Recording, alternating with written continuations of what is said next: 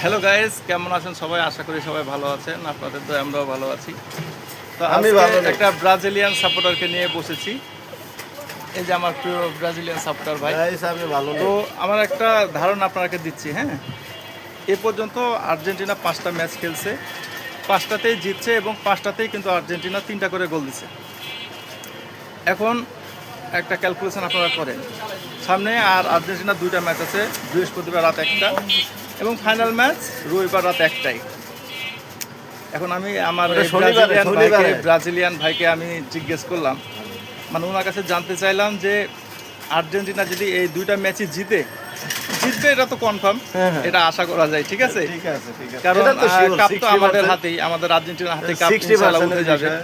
ঠিক তো ওই আছে। ভাইকে আমি জিজ্ঞেস করলাম যে আর্জেন্টিনার সামনে 2টা ম্যাচও যদি জিতে এবং 2টা ম্যাচে যদি 3টা করে গোল দেয়, তাহলে আমার ব্রাজিলিয়ান সাপোর্টার ভাইদের কেমন লাগবে? ওনার অনুভূতিটা একটু প্রকাশ করবে, আপনারা শুনেন। হ্যাঁ, আমার কেমন লাগবে ভাই অনুভূতি হচ্ছে- আপনার? হ্যাঁ, আমার অনেক ভালো লাগবে। সেটা হচ্ছে যাক, ম্যাচ হবে মাশাআল্লাহ, আপনাদের মাশাআল্লাহ।